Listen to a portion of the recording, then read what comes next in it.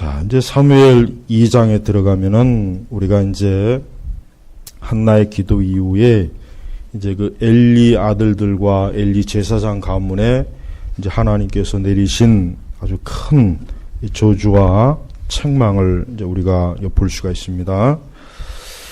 자, 오늘 말씀 읽은 대로 엘리 제사장은 이스라엘의 제사장으로서 이스라엘을 하나님의 말씀으로 저들을 훈계하고 양육하고 바르게 이끌 아주 중요한 책임을 그런 맡은 사람인데, 그러나 이 엘리 제사장의 아들들은 대단히 불량한 사람들이었습니다. 불량한 사람들이라 하나님께 드리는 제물을 자기 마음대로 그냥 취하고 또 참 하나님의 집에서 아주 몹쓸 그러한 짓도 저지르고, 그래서 굉장히 정말 큰 죄악으로 하나님에게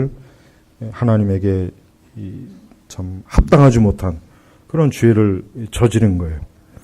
그래서 여기 보니까 29절에 보니까 이런 말씀이 있습니다. 같이 읽겠습니다.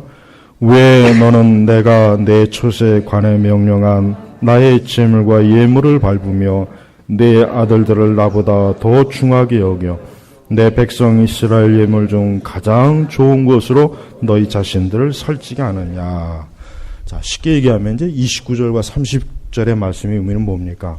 하나님께서는 하나님의 자녀들이, 하나님의 백성들이 하나님보다 다른 어떤 것을 더 좋아하거나 아끼거나 마음의 중심에 드는 걸 하나님은 그건 죄라고 하는 거예요. 그걸 죄라고 하는 거예요.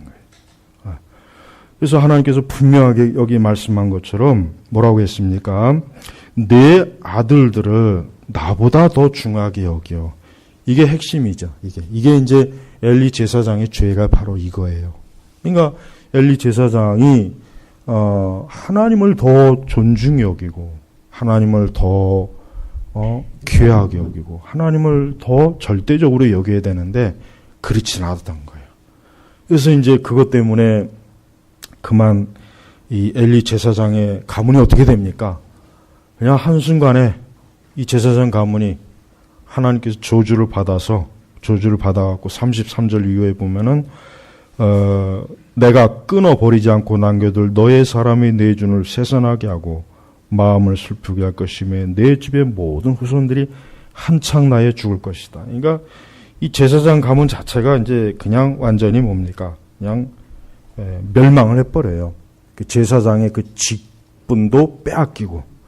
그래서 그냥 완전히 하나님께서 이 엘리 제사장 가문을 하나님을 존중히 여기지 않는 그 죄로 인해서 이 거룩한 직분도 빼앗았고 그 가정에 저주를 열어갖고 그 후손들이 번성을 하지 못하게 하겠다.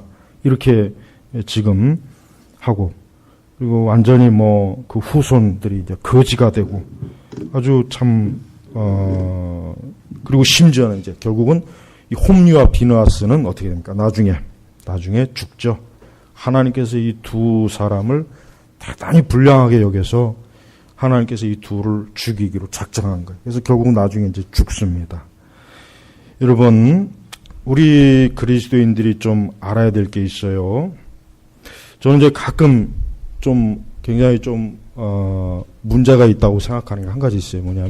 뭐냐면 이제 우리 그리스도인들, 이제 우리 교회 다니는 사람들, 교회를 다니고 신앙생활하는 사람들의 이 페이스북이나 카톡이나 이런 SNS 보면은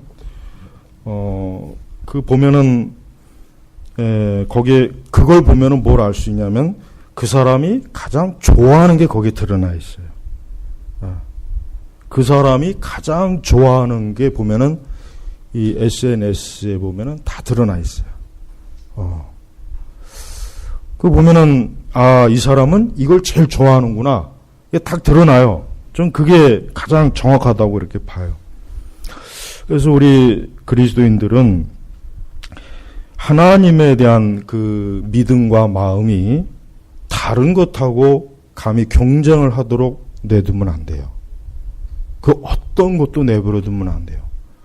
자식이든 부부든 제가 좀 굉장히 좀 안 좋게 보는 것 중에 하나가 우리 그리스도인 성도들은 부부들은 너무 서로 죽고 못 사는 거 그거 좋은 거 아니에요.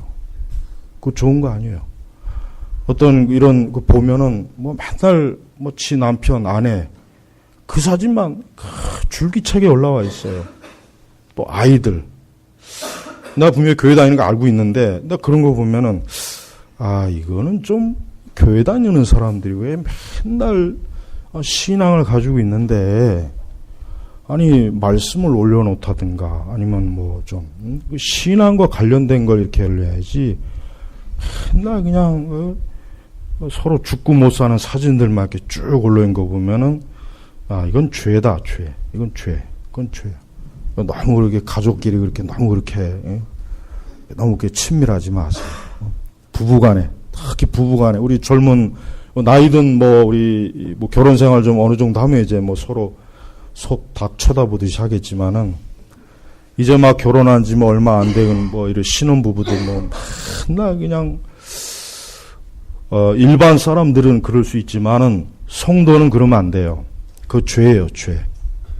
그거는 하나님보다 더 사람을 좋아하는 죄예요. 그 죄예요. 그것도 죄라는 거 알아야 돼요. 너무 우리 성도들은 사람들 간에 인간관계에 있어서 죽고 못 사는 일이 있으면 안 돼요. 부부 간에도 그렇고 자식 간에도. 오직 우리의 마음은 누구에게 있어야 됩니까? 하나님에게 있어야 돼요. 이거 중요한 거예요. 이걸 모르는 분들이 굉장히 많아요. 아직도 그걸 모르는 분들이 많아요. 하나님이 제일 중요한 거예요. 예수님이 제일 중요한 거예요. 남편이나 아내나 자식보다 더 중요한 분이 누굽니까? 예수님이에요. 그러니까 항상 예수님이 제일 많이 생각이 나고 늘 주님이 우리의 마음의 중심이 차지해야지 맨날 부인, 아내, 자식들, 이런 거 보면은, 예수님 안 믿는 사람이야 당연히 그럴 수밖에 없지만, 교회를 다니고 신앙생활 하는데, 이거는 아니다. 이거는 이 성경적으로 볼 때 이건 합당하지 않은 거예요. 그러니까 우리는 그런 것까지도 잘 분별해야 됩니다. 그게 마치 하나님이 기뻐하는 것이냐, 오해하는 분들이 의외로 많은데 그렇지 않아요. 우리 마음에 누구도 우리 마음의 중심에 사랑의 대상이 되면 안 돼요. 예수님 외에는 안 돼요. 예수님하고 어떤 것과 감히 비교 대상이 되면 안 되는 거예요. 절대적으로 주님을 사랑해야 되는 거예요. 절대적으로. 그렇지 못하면 오늘 이 말씀처럼 나를 존귀하게 여기는 자를 내가 존귀하게 여기고 나를 무시하는 자를 내가 멸시할 것이다. 또 내 아들들을 나보다 내 부인을 내 아내를 내 남편을 내 부모를 내 형제를 내 친구를 나보다 더 중하게 여겨. 이거 죄란 말이에요. 죄. 신앙은 바로 거기까지 가는 거예요. 신앙은 거기까지 가는 거예요. 그래서 신앙이에요. 신앙이라고 하는 것은 그 신앙의 대상하고 감히 어떤 것과 비교가 되는 게 없어야 됩니다. 비교가 되는 게 있으면 그건 신앙이 아니에요. 그건 신앙이 될 수는 없어요. 그냥 좋아하는 대상은 될 수 있겠지만 신앙은 아닙니다. 그래서 오직 예수님만, 오직 우리 주님만이 절대적으로 나의 소망이요, 나의 사랑의 대상이요, 내가 하루 24시간 오직 그분만을 생각해야 되는 거예요. 이게 신앙입니다. 그걸 아직 모르는 분들이 많이 있어요. 그래서 절대로 우리 제나바 교육교회 성도 여러분들은 서로 막 그냥 죽고 못 사는 그런 일은 없으면 좋습니다. 굳이 그거 있다고 해서 그게 하나님의 축복이 아니에요. 그건 하나님께서 보실 때는 좀 마음이 상하는 거예요. 나보다 네 아내를, 그 자녀들을, 부인을 더 좋아하는구나. 그 하나님은 인격적인 분이시기 때문에 그거 굉장히 좀 나중에 시간이 가면 그 문제가 생겨버려요. 하나님께서는 하나님과 조금이라도 경쟁 상대가 돼버리면 하나님은 확 제거해버립니다. 하나님은 그런 분이에요. 그걸 알아야 돼요. 그걸 몰라요, 보면, 가만히 보면. 내가 이 페이스북에서 제일 웃긴 게 뭐냐면, 그냥 이렇게 객관적으로 아주 예쁜 여자들 사진 밑에 보면은 그냥 줄줄이 그냥 남자 새끼들이 그냥 좋아요, 저하고 패치 맺어, 좋아요, 뭐, 그냥 줄줄이 그냥 아주 수도 없이 있어, 수도 없이. 근데 객관적으로 좀 아닌 여성들의 사진 있는 곳에는 한 줄도 없어, 한 줄도. 참. 이 사람이 이 사람을 좋아하는 거, 이게 제일 큰 우상입니다. 이게 아주 무서운 거예요. 그래서 여러분, 신앙에 어느 정도 그러니까 신앙에 어느 정도 바르게 들어선 사람은, 내가 주님 외에는 내 마음에 누구도 내 마음에 품어서는 안 되겠구나. 이런 마음을 터득하게 됩니다. 그 누가 주는 마음입니까? 성령께서 주시는 마음이에요. 성령께서. 네. 오늘 우리 시대 보십시오. 많은 사람들이 사람들로 인해 슬퍼하고 애달퍼하고 죽고 못 살고 괴로워하고 힘들어하고 이 사람을 그렇게 그냥 자꾸 하니까 그러니까 정신적으로 병드는 거예요. 자꾸 외로움을 타고 자꾸 그 힘든 이유가 바로 그것 때문에 그런 거예요. 그것 때문에. 그러니까 그게 결국 그를 힘들게 하는 겁니다. 그러니까 하나님 외에 다른 것이 사람의 마음의 중심에 들어오면 결국은 그 사람을 어떻게 합니까? 그게 결국은 아주 크게 고통을 줘요. 크게 환난을 주고 어려움을 주고 괴로움을 주고 아주 뭡니까? 힘들게 해요. 그래서 일체 우상은 우리 성도는 그래서 일체 우상을 품으면 안 됩니다. 이건 중요한 문제. 이스라엘 백성은 항상 그게 문제. 뭐냐? 항상 하나님을 마음의 중심에 섬기지 않고 늘 그 마음에 다른 것들이 항상 끼어드니까 늘 이스라엘은 그게 문제였어요. 늘 그게 문제였단 말이에요. 이게 바로 우리에게도 동일한 거예요. 우리에게도 동일한 거예요. 예수님 외에는 어떤 것도 우리 마음에 들어오면 안 돼요. 차지하면 안 돼요. 부부간이건 자식간이건 누구간 간에 그리스도 우리 예수님과 어떤 것도 경쟁 상대가 되도록 내버려 두지 마세요. 가차없이 그런 건 이렇게 없어야 돼요. 언제나 주님, 언제나 예수님, 언제나 그리스도, 예? 그분이 우리의 소망입니다. 나의 참된 위로자요, 나의 보호자시요, 나를 도울 자요. 그건 외에는 없는 거예요. 그러니까 우리 성도는 아예 이 세상을 살아갈 때 주님 외에는 아무도 없다고 생각하면서 살아가야지. 그게 신앙입니다. 그게 진짜 신앙이에요. 근데 아직도 주님을 그렇게 마음의 중심으로 모시지 않고 여전히 그 주님을 그냥 하찮게 여기는 거. 그건 바로 이 엘리 제사장이 그 죄를 짓다가 이렇게 된 거예요. 이렇게 된 거예요. 갈수록 우리 성도들이 시간이 가면 갈수록 하나님을 가장 영광스럽게 하는 그런 마음을 가져야 돼요.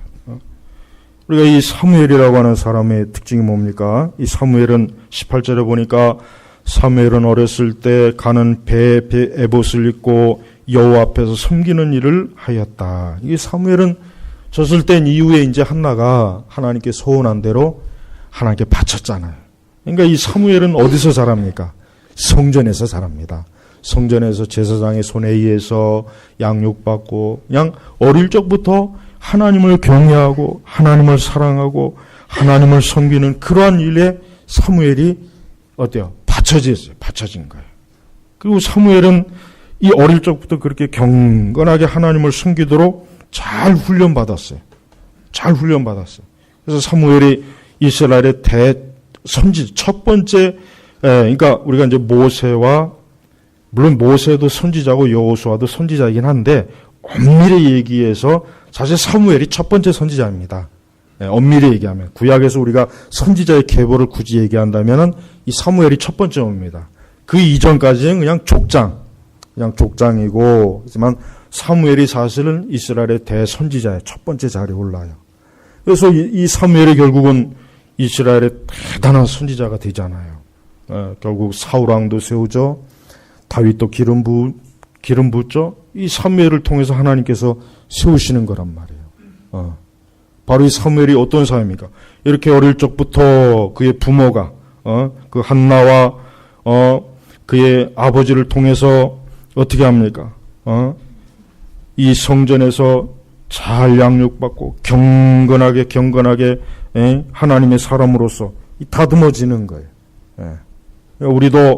우리 성도들도 그래요. 우리 성도들도 항상 하나님을 섬기는 일에 있어서 우리는 다른 사람보다 뒤처지면 안 돼요. 뒤처지지 말고 하나님을 섬기는 일에 있어서 어때요? 늘 다른 사람보다 더 앞서야 됩니다. 더 뛰어나야 돼요. 그게 그 성도로서 마땅히 가져야 될 책임감이에요. 책임감.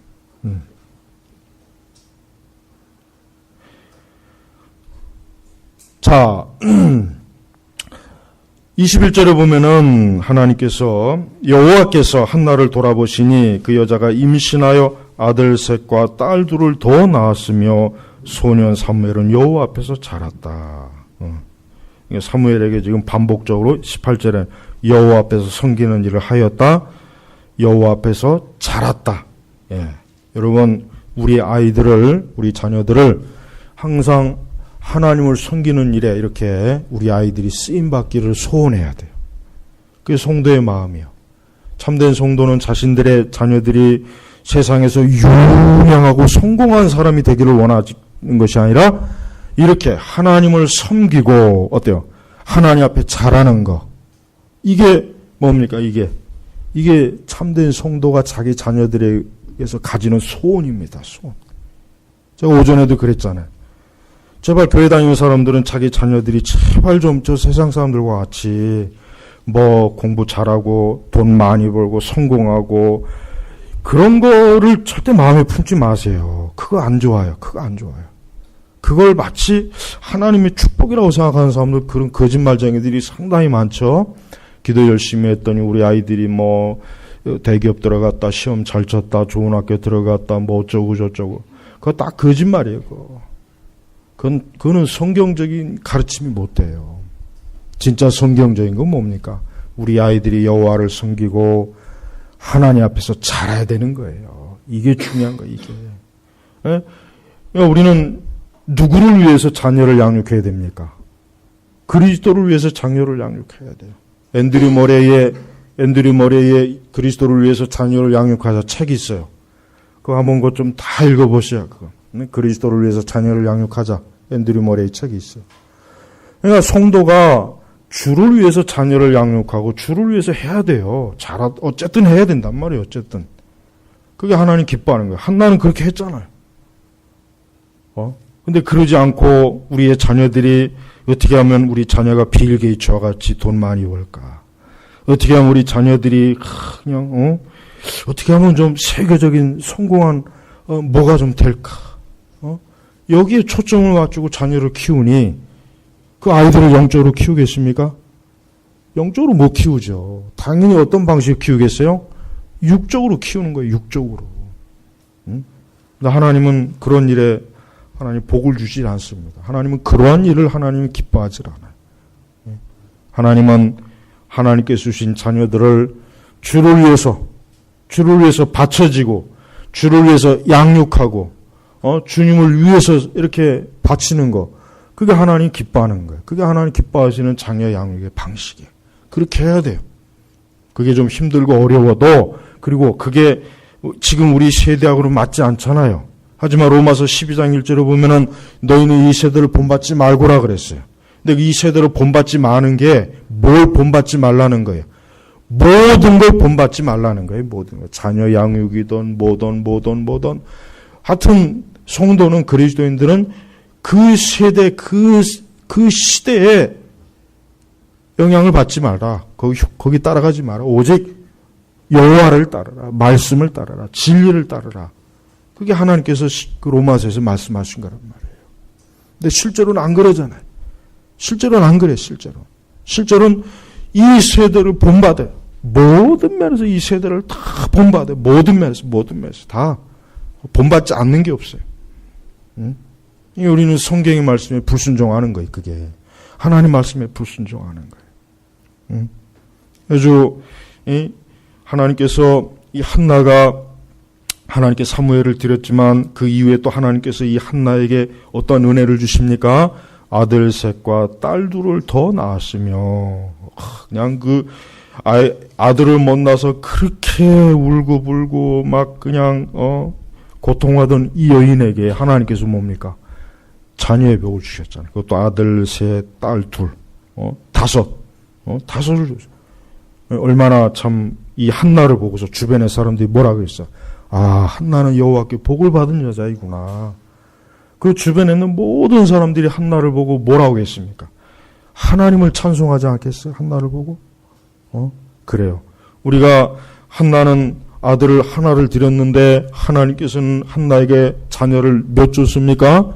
5을 줬어요. 5. 보십시오. 하나님께서는 하나님께 우리가 우리의 중의심을 다해서 드릴 때 하나님은 그 이상으로 우리에게 주시는 분이에요. 그 이상으로 주시는 분이란 말이에요. 그러니까 절대 여러분 하나님 앞에 드리는 걸 아까워하지 마세요. 자녀를 하나님 앞에 드리는 걸 아까워하지 마세요. 자녀를 하나님 앞에 드리는 거 아까워하지 말란 말이에요. 그게 제일 중요한 거예요. 다른 건 다 내가 하나님께 드리는데 우리 애들만큼은 하나님 아닙니다. 이런 부모들이 꽤 많아요. 그냥 아이들을 자녀들을 10명이든 100명이든 물론 100명은 없죠. 참 자녀가. 하여튼 하나든 둘이든 주여 우리 아이들을 주님께 바칩니다. 주님께서 기뻐하시는 대로 우리 아들을 쓰십시오. 주님이 기뻐하시는 대로 우리 아들을 주여 사용해 주십시오. 진심으로 기도하고 하나님 앞에 그렇게 하는 경건한 부모가 매우 적잖아요. 모두가 보면 하나같이 다 보면 그래요. 어떻게 하면은 우리 아들도 우리 자녀들을 세상적으로 성공시킬까?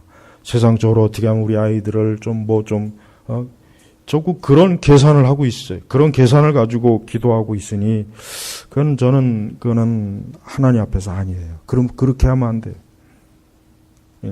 오직 전적으로 주님을 위해서. 자, 이제 엘리의 22절에 넘어가 이제 엘리와 이제 그 아들들을 좀 보시죠. 자, 엘리가 매우 늙었는데 자기 아들들이 온 이스라엘에 행한 모든 일과 그들이 회막 입구에서 일하는 여자들과 동침했다는 말을 듣고, 그러니까 이 엘리 아들들은 대단히 참 문제가 많아요. 그래서 12절부터 보면은 그들이 저지른 죄가 뭡니까? 12절 이후부터는 자세하게 나오잖아요. 17절까지 보면은.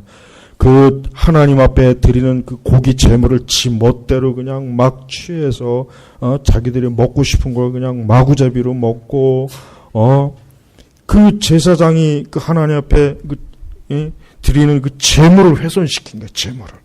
이 얼마나 큰 죄입니까? 이 그냥 죄가 아니에요. 엄청나게 큰 죄예요. 하나님 앞에 드리는 제물을 이것들이 이 두 잡것들이 그냥 가지고 17절 뭐라고 했습니까? 하나님께서 그 젊은이들의 죄가 여호와 앞에서 매우 큰 것은 그들이 여호와의 제물을 멸시하였기 때문이다.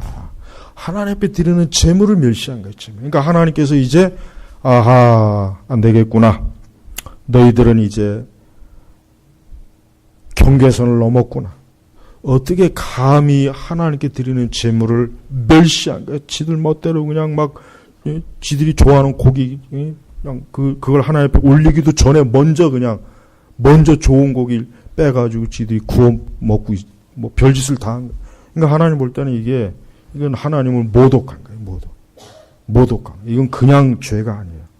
그리고 아까 우리 22절에 봤지만은 회막 입구에서 일하는 여자들과 동침했다. 이러니 이 엘리의 두 아들은 이제 갈 때까지 간 거예요. 그러니까 죄도 그래요. 갈 때까지 가는 죄가 있어요. 그런 죄는 지면 안 돼요. 그건 정말 지면 안 되는데 이 엘리의 두 아들들은 하나님을 두려워하는 마음이 전혀 없는 거예요. 전혀 없는 거예요. 만약에 하나님을 두려워하는 마음이 조금이라도 있었으면 감히 이 짓을 하겠습니까? 못하죠. 그래도 이렇게 했다가 하나님 앞에 안 돼. 이거는 안 된다. 이건 뭔가 그래야 되는데 이게 두려운 마음이 있는 거예요. 두려운 마음. 여러분, 우리 그리스도인들은 하나님을 사랑하는 마음도 필요한데 두려워하는 마음이 있어요. 하나님을 두려워하는 마음. 하나님을 두려워하는 마음이 있어야 돼요. 두려워하는 마음. 이 하나님을 두려워하는 마음이 하나님을 경외하는 마음이에요. 하나님은 거룩하시고 존귀하시고 영광 중에 거하시고 이 하나님이 얼마나 크고 높으신 분인지 이 마음에서부터 어때요? 이 마음에서도 벌써 그것이 딱 들어와서 감히 하나님 앞에서 정말 자기 자신을 조심조심하는 그런 사람이 그게 경건한 사람인 거예요. 근데 이 홈리와 비나스는 아주 그냥 참 뭐라 그럴까 악의 극치를 달리는 악의 극치를. 그래서 25절에 뭐라 그랬습니까? 25절에 보면 이런 말이 있어요. 이는 여호와께서 그들을 죽이기로 뭐요? 작정하셨기 때문이다. 그래서 중요한 말 중에 25절에 중요한 구절입니다. 사람이 사람에게 죄를 지면 하나님께서 그를 중재해 주시겠지만 사람이 여호와께 죄를 지면 누가 그를 위해 기도해 주겠느냐. 사람이 여호와께 죄를 지면 누가 그를 위해 기도해 주겠느냐. 누가 기도해 줍니까? 우리 예수님이 기도해 주잖아요. 예수님이 십자가에서 왜 죽으셨어요? 우리가 하나님께 범죄했잖아요. 그걸 다른 누구도 속죄를 못해요. 오직 하나님의 아들 예수님만 우리를 위해서 중보기 돼 주시는 거예요. 근데 하나님께서는 이 엘리의 두 아들을 죽이기로 작정했어요. 하나님이 이미 너희들은 이제 내가 더 이상 너희들은 어떤 한계점에 왔다. 내가 너희들의 생명을 곧 취할 것이다. 하나님 작정. 그러니까 여러분 우리는 하나님에 대한 이 두려워하는 마음, 공경하는 마음이 있어야 돼요. 사람이 하나님을 두려워하고 공경하는 마음이 있으면요, 죄를 안 짓습니다. 그리고 큰 죄로 빠져나가질 않아요. 그게 이제 중요한 것 같아요. 큰 죄로 빠져나가는 게 아니에요. 자칫하면은 죄에 대해서 대범해지면 어떻게 됩니까? 큰 죄를, 그러니까 굉장히 많은 죄를 마구죄요. 겁도 없이. 그러니까 그거를 방지하려면 어떻게 되겠어요? 하나님을 두려워하는 마음을 심어줘야 되는 거예요. 그러니까 여러분 보십시오. 이렇게 사람이 하나님을 두려워하는 마음이 많을수록 사람들이 죄를 짓겠습니까? 안 짓습니다. 죄를 짓는 걸 두려워하고 그걸 싫어하고 그것을 꺼려해요. 그러면 이 세상이 자연적으로 어떻게 되겠어요? 또 좋아지죠. 또 나아지지 않겠어요? 내가 이런 죄를 지면 하나님이 싫어하시지. 이 죄는 이거 무서운 거야. 내가 이런 죄를 지면 하나님께서 하나님께서 분명히 크게 진노하실 거야. 이런 두려워하는 마음이 있어야 되는 말이에요. 그래서 우리는 하나님에 대한 두려움이 이게 우리에게 확실하게 있어야 돼요. 여러분들에게 그런 두려운 마음이 있습니까? 그거 있어야 됩니다. 그건 성령께서 주시는 마음이에요. 우리는 그런 마음을 가지고 사는 게 그게 우리에게 좋아요. 우리에게 그게 좋습니다. 하나님께서는 하나님을 경외하고 두려워하는 마음을 품도록 해서 어때요? 우리로 하여금 우리의 본성의 타락이 지 마음대로 활동을 못하게 하는 거예요. 여러분 그 동물원에 가보십시오. 동물원에 가보면은 이 맹수들이나 보면은 다 앞에 뭐가 있습니까? 철창이 있잖아요. 철창이. 예? 만약에 이 동물원에 이 맹수들을 가둬놓는 철창이 없으면 어떻게 되겠어요? 큰일 나죠. 그래서 가끔가다 회 토픽에 나온 거 보십시오. 먹을 것 가지고 사자고 이렇게 막 장난치다가 그냥 사자한테 막 물려갖고 끌려 들어가서, 죽는 사람도 있고, 물려 죽는 사람도 있고, 그래요. 이 하나님에 대한 두려움은 뭐냐면, 우리 사람이 어때? 이 죄를 안 짓는데, 이게? 중간에 막이 되는 거예요. 쇠창살이 되는 거예요. 그래서 중요해요. 여러분, 청소년들 문제 간단해요. 아이들한테 하나님을 두려워하는 마음 심어주면 됩니다. 그럼 애들 죄 못 져요. 죄 안 집니다. 알아서 안 져요. 알아서. 지들이 알아서. 이러면 하나님 앞에 큰일 나. 이런 죄지만 하나님이 싫어하셔. 이런 죄지면 하나님께서 이거 책망하셔.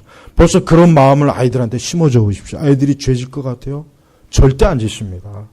굳이 그냥 온갖 학교 교칙이니 이런 거 둘 필요가 없어요. 아이들한테 하나님을 두려워하는 마음만 심어주면은 저절로 본인들이 알아서 하나님이 싫어하는 거는 멀리하고 그 대신 하나님 기뻐하는 거는 그쪽으로 가고. 이게 얼마나 사람에게 좋습니까? 그런데 이렇게 하나님을 두려워하는 마음이 없는 사람들이 가득한 이 세상, 그러니까 날마다 이 세상이 어때요? 죄가 가득한 거예요. 그래서 우리 교회학교 어린아이들은 항상 하나님을 두려워하는 마음을 심어줘야 돼요. 우리 교사 선생님들은 하나님은 살아계시기 때문에 우리가 어떤 죄를 지면 하나님이 싫어하신단다. 하나님은 죄를 짓는 걸 미워하신단다. 그리고 죄를 짓는 걸 하나님이 심판하신다. 이걸 아이들한테 심어줘요. 어릴 때부터 자꾸 심어줘요. 그래야 아이들이 커서도 함부로 곁길로 안 나가요. 왜? 벌써 그 안에 하나님을 두려워하는 마음이 있으니까. 근데 이 엘리의 두 아들들은 왜 도대체가 이렇게 못됐는지 그 이유가 뭐겠습니까? 그 이유는 그 엘리 때문에 그래요. 엘리 때문에. 엘리가 그 아들들을 책망하지 않고 그저 오냐 하니까 이 애들이 어때요? 이 애들이 버릇이 없어진 거예요. 버릇이. 그러니까 제가 오전에 설교했죠. 아이들이 신앙적으로 잘못된 길로 가면 그건 내버려 두면 안 된다고. 따끔하게 혼을 내야 돼요. 따끔하게 혼을 내서 아이들이 자꾸 그걸 듣게 해야 돼. 당장은 안 들어도 그걸 자꾸 들으면 아이들이 점점 커가면서 어떻습니까? 애들이 스스로가 이러면 안 되지, 이러면 안 되지. 자기가 자기 스스로를 조종합니다. 그런데 전혀 그런 꾸중하지 않았잖아요. 여러분 구약 성경에서 자녀를 꾸중하지 않아서 대표적으로 고통받은 사람이 누굽니까? 다윗이에요. 다윗 보십시오. 다윗 보세요. 네? 압살롬. 네?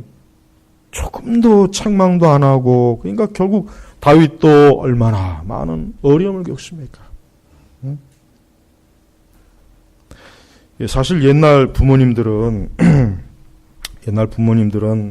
그래도 자녀들을 많이 혼을 냈잖아요. 여기 우리 50대 정도 이렇게 부모님들, 옛날 부모님들은 훨씬 더 엄격하거든요. 근데 지금 부모들은 그냥 아이들을 그냥 오냐 하잖아요. 버릇없이 키우고. 식당에서 막 지 멋대로 해도 가만 놔두고. 그거 뭐라 그러면 왜 우리 애를 기를 죽이냐는 식으로. 세계에서 제일 자녀들에게 엄격한 그 나라가 어딘 줄 아십니까? 프랑스입니다. 프랑스는요, 만약에 공공장소에서 애들이 그러면 뺨 따위로 후려칩니다. 그냥 그 자리에서. 그냥 뺨 후려쳐버려요. 무서워요. 이 프랑스 부모들이 무서워요. 그러니까 애들이 한 번 그거 겪고 나면 절대 이 공공장에서 함부로 못해요. 근데 저 프랑스가 왜 저렇게 개판이 되냐? 누구 때문에 저거? 이민자들 때문이에요. 이민자들 때문에. 그 다음에 영국하고 프랑스, 그 다음에 독일. 이 세 나라가 이 자녀들의 굉장히 엄해요. 조금만 잘못하면 매를 후드려 칩니다. 그 자리에서 그냥 후드려 쳐요. 그러니까 걔네들이 왜 역사 속에서 세계를 왜 주름 잡아요? 어릴 때부터 철저하게 부모에게서 엄격하게 교육을 받고 자기 절제를 배우고 함부로 행동하지 않을까. 그러니까 세계를 지배한 거예요. 그게 다 어디서 온 겁니까? 다 기독교에서 온 거란 말이에요. 근데 우리나라 보시죠. 개판이야, 개판. 그러니까 이제 우리나라는 제가 볼 때는 앞으로 20년, 30년 지나면요. 우리나라는 지금보다 훨씬 더 나빠지지 좋아질 일은 없습니다. 난 그걸 확실하게 알겠어요. 그러니까 우리가 기도를 많이 해야 되겠지만은, 기도를 많이 해야 되겠죠. 응? 나라가 더 이상 나빠지면 안 되죠. 지금, 여기서 더 나빠지면 뭐 어떻게 알아요? 어떻게 해요? 예? 여기서 더 나빠지면. 큰일 나죠. 그러니까 우리 한국은 무질서하고, 지 멋대로고, 애나 어른이나 그냥 지 하고 싶은 대로 자기 권리 주장하고. 그러니까 나라가 개판이 되잖아요. 무질서가 돼. 이거 왜 그렇습니까, 이게? 엄격하게 교육을 받지 못, 학교에서도 교육받지 못하지, 집에서도 교육받지 못하지, 지가 왕이에요, 지가. 그러니 뭐가 되겠어요, 나라가. 이렇게 되는 거예요, 우리나라가. 우리 특별히 그리스도인들은 자녀들에게 하나님에 대한 경외심, 두려움을 반드시 심어줘야 돼요. 자녀들이 조금만 신앙적으로 들어지면은 그건 꼭 책망하란 말이에요. 다른 거 책망 뭐 굳이 안 해도 돼요. 우리 아이들이 하나님을 조금이라도 우습게 여기거나 하나님을 소홀히 여기거나 교회를 우습게 여기거나 하나님의 사람들을 하찮게 여기거나 그러지 못하게 하세요. 존중하게 하세요. 그래서 하나님 뭐라 했습니까? 나를 존귀하게 여기는 자를 내가 존귀하게 여기고 나를 무시하는 자를 나를 멸시할 것이다. 이게 얼마나 중요한 말씀인지 아십니까? 근데 우리는 교회 안에서조차도 하나님을 무시해요. 우리는 교회 안에서 이 홈리와 비누아사 같은 죄를 짓는 사람들이 너무나 많은 시대를 지금 우리는 살고 있어요. 하나님을 무시해요. 하나님의 거룩함을 무시해요. 교회를 무시합니다. 하나님의 거룩한 일을 무시해요. 하나님 그걸 내버려 둘 것 같습니까? 절대 하나님 그걸 내버려 두질 않습니다. 다 이러한 말씀이 기록된 것은 우리 신약교회 성도들이 너희들은 이와 이렇게 하지 말아라 하고 해서 교훈을 주기 위해서 히브리서의 말씀대로 교훈을 주기 위해서 이런 말씀이 써 있는 거예요. 자, 26절에 보면은 그 대신 사무엘은 뭐예요? 소년 사무엘은 자랄수록 하나님과 사람들에게 더욱 사랑을 받았다. 꼭 예수님도 이런 예수님에게도 이런 말씀이 쓰여 있었죠. 예수님도 그 지혜와 키가 자라고 사람들로부터 사무엘도 자랄수록 하나님과 사람들에게 더욱 미움을 받았다가 아니라 뭡니까? 사랑을 받았다. 사랑을 받았다. 하나님과 사람에게 더욱 사랑을 받았다. 왜? 하나님을 경외하니까. 하나님을 경외하니까. 우리가 모든 사람이 사무엘 일 같이는 될 수 없지만은 우리가 기본적으로 이러한 말씀을 통해서 하나님은 이렇게 하나님을 경외하고 하나님을 섬기고 하나님을 두려워하고 하나님 앞에 사는 걸 기뻐하는구나. 그거를 우리가 알아야 되는 거예요. 우리 특히 청년들 요즘 우리 청년들 가만히 보니까 하나님을 경외하는 마음이 조금씩 한여름철에 아이스크림이 녹듯이 녹아가는 것 같은 생각이 내가 자꾸 보이는데 우리 청년들은 절대로 하나님을 경외하는 마음을 조금이라도 그걸 손상이 보면 안 돼요. 더 하나님을 경외해야 돼요. 지금보다 훨씬 더 여러분 우리가 이걸 알아야 돼요. 여러분 걸리버 여행기 아세요? 걸리버 여행기? 그 책 읽어보셨어요?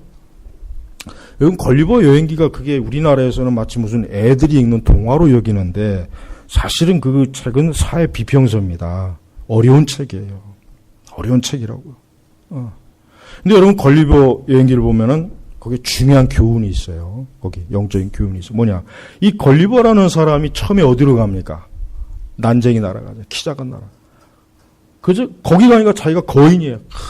그냥 힘도 세고 키도 크고 뭐 거인이에요. 난쟁이 나라에 갔으니 막. 근데 그러다 그가 어디로 갑니까? 거인의 나라가 자기가 난쟁이가 돼버리는 거예요. 자기가 난쟁이가 돼버리는 거예요. 여러분, 저는 솔직한 얘기로 제가 만약에 청교도 시대 가면은 거기 가서 뭐 집사 직분은 받긴 어렵고 그냥 그 교회에서 글쎄 뭐 조그만 뭐 그냥 부구역장이라도 하나 혹시 할 수 있을지 모를까. 제 수준의 상태가 그 정도밖에 안 된다는 생각이 들어요. 그 시대 가면 저는 목사를 못합니다. 목사 못합니다. 절대 저는 못해요. 힘들 거예요 아마. 그런 거인들이 사는 시대에서는 힘들어요. 지금같이 이렇게 난쟁이들이 많으니까 이렇게 목사가 된 거예요. 전 그 생각이 들어요 진짜. 여러분 우리 시대는 난쟁이들이 있는데요. 난쟁이들이. 근데 우리 시대 이 거인이라고 하는 자칭 거인들이 저 거인들의 세계가 어떻게 되겠어요? 다 난쟁이야 난쟁이. 그래서 저는 무시하는 거예요. 그래서 무시. 여러분 우리는 지금 영적으로 아주 밑바닥 지금 상황에 처해 있어요. 밑바닥. 하나님을 존귀 여기는 마음이 없어요. 신자들에게. 하나님을 멸시해요. 하나님을 가장 우러러보고 존중히 여기고 하나님을 지극정성으로 알고 하나님을 이라면 죽고 못 살아야 되는데 그런 마음이 없어요. 그런 마음이 없는 거예요. 그냥 이 세상에 대한 그 사랑이 가득해요. 가득해. 그러면 안 돼요. 그래가지고는 그래가지고는 우리가 하나님을 제대로 섬겼다고 할 수가 없습니다. 주님. 없어요. 하나님께서는 결국은 이 엘리의 집에 결국은 저주를 내려요. 그래서 아까 우리가 읽은 30절의 말씀도 그렇죠. 그리고 35절에 볼까요? 35절 36 같이 읽어보겠습니다. 내가 나를 위해 내 마음과 내 뜻대로 행하는 성실한 제사장을 세우고 내가 그를 위해 견고한 집을 세우겠으니 그가 나의 기름 부음 받은 자 앞에서 영원히 행할 것이다. 36절 내 집에 남은 자가 모두 와서 은 하나 빵 조각을 얻으려고 그에게 절하며 제발 내게 제사장 직분에 하나를 주셔서 빵 한 조각이라도 먹게 해주십시오라고 할 것이다. 여기서 하나님께서 그 마음과 하나님의 뜻이 있는 제사장이 누굽니까? 사무엘이에요. 결국은 사무엘이 되는 거예요. 그리고 엘리 제사장은 폭삭 망합니다. 보세요. 하나님을 존중히 여기지 않으면 이렇게 되는 거예요. 우리 성도는 제발이에요. 누구 세상 어떤 것에도 그들에게 비유 맞추려고 하지 마세요. 나는 오직 주를 기쁘시게 하겠다. 나는 오직 주님을 존중하겠다. 요 하나에만 집중하면 돼요. 요 하나에만 집중하면 됩니다. 그러면 끝나요. 그러면 아무것도 걱정할 게 없어요. 아이들한테도 오직 주님만을 기쁘게 해라. 그러면은 너의 모든 일을 하나님께서 다 형통해 주실 것이다. 그거 가르치면 돼요. 그러나 거꾸로 주님을 멸시하면은 너의 모든 게 다 망할 것이다. 너가 하는 모든 것은 저주를 받을 것이다. 그렇게 가르쳐야 돼요. 그래서 하나님을 존중히 여겨야 돼. 존중이요. 하나님을 존중히 여기지 않는 건 재앙입니다. 그건 저주예요. 저주. 그거만큼 큰 저주도 없고 재앙이 없어요. 그러니까 여러분, 우리는 매사에 하나님을 존중해야 돼요. 모든 면에서. 하여튼 모든 머리끝부터 발끝까지 우리의 가정과 우리의 사업과 우리의 교회와 우리의 모든 것들이 주님을 어떻게 하면 주님을 존중히 여길까? 주님을 존중히 여기면 어떻게 하면 주님께서도 그를 존귀하게 여기고 주님을 무시하면 나도 너 멸시하겠다. 이게 거듭난 신자의 가장 올바른 신앙의 모습이에요. 이 말씀을 절대로 잊어버리면 안 돼. 이 말씀을 평생토록 우리 신앙의, 내 신앙의 나침판으로 삼아야 돼. 내 신앙의 나침판. 주님을 존중히 여기는 자, 주님을 존귀하게 여기는 자, 그리스도를 사람들 앞에서 그리스도를 인정하면 주님께서도 천사들 앞에서 그를 인정하신다 그랬죠. 그러나 그리스도를 멸시하고 그리스도를 부끄러워한 사람은 나도 천사들 앞에서 나도 부끄러워하겠다. 나도 너를 모른 척하겠다. 보세요. 이게 얼마나 중요한 말씀이에요. 우리는 매사에 항상 주님의 얼굴을 살펴야 돼요. 내가 하는 이런 것 때문에 주님의 얼굴이 찌푸려 있을까? 기뻐하실까? 이게 있어야 된다. 이게 있어요. 그건 율법주의적 신앙생활이 아니에요. 참된 성도는 마땅히 그래야 되는 거예요. 마땅히. 참된 성도라면 마땅히 그래야 되는 거예요. 매사에 이게 주님을 기쁘시게 할까? 아유, 주님이 이거 싫어하실까? 언제나 그 마음의 기준, 그거를 기준으로 살면 됩니다. 그거. 말씀을 바르게 알고 교리를 바르게 배우고 그러면은 아무 문제가 없어. 아무 문제가 없어.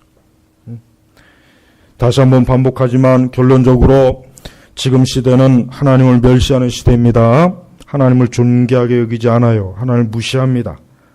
지금 시대는 그래요. 지금 교회가 그럽니다. 우리 시대는 그렇게 하고 있어요. 그러고도 전혀 뻔뻔스러워요. 전혀 그렇지 않은 척하고 있어요. 하지만은 하나님의 말씀은 절대 1.1핵도 땅에 떨어지지 않아요. 반드시 말씀대로 되는 거예요. 우리는 매사에 이 말씀처럼 나와 내 가정은 여호수아의 가족처럼 오직 주님만 섬기겠습니다. 주님을 기쁘시게 할 거예요. 그게 우리 신자의 삶이에요. 삶. 그러니까 달라야 돼요. 완전히 달라야 돼요. 완전히 달라. 세상과는 완전히 우리가 달라야지 세상과 이렇게 완전히 그냥 섞여가지고 이것도 아니고 저것도 아니면은 그러니까 안 되는. 그러니까 이게 문제가 많은. 그러니까. 오늘 이 말씀을 여러분들이 아주 심각하게 여기게 돼. 왜 제가 이런 말씀을 증거하느냐? 우리 교회도 주님을 그렇게 존귀하게 여기는 그런 뜨거운 아주 온전한 신앙으로는 아직은 아니니까 이제 앞으로 이런 신앙으로 가야 되니까 앞으로 이런 신앙으로 가야 돼. 여기서 멈추지 말고 앞으로 더 그렇게 가야 돼. 그래서 아주 완전한 이 개혁주의 신앙, 아주 완전한 이 개혁 신앙으로 딱 뿌리를 내리려면은 이제 하나하나 이런 길로 이제 가야 되는 거예요. 여러분이 다른 거 염려하고 걱정할 시간에 나는 오늘도 주님을 존귀하게 여기는가? 나는 오늘도 주님을 존중하는가? 그걸 걱정하고 염려한다면 하나님께서는 여러분의 모든 염려와 근심을 하나님은 다 맡아주실 거예요. 그러니까 한 주간도 주를 존중히 여기는 신앙으로 사시길 바랍니다. 기도하겠습니다. 하나님 아버지 감사합니다. 오늘 우리가 이런 말씀을 보면서 우리 자신들이 얼마나 참 하나님을 얼마나 존귀하게 여겼는가, 또 하나님을 얼마나 또 멸시했는가, 우리 양심에 깊이 살펴볼 수 있는 기회를 주시길 원합니다. 우리 제나바 개혁교회 모든 성도들이 주여 주를 경외하고 사랑하고 주를 가장 높이는 귀한 은혜를 허락하옵소서. 예수님의 이름으로 기도 올렸습니다. 아멘.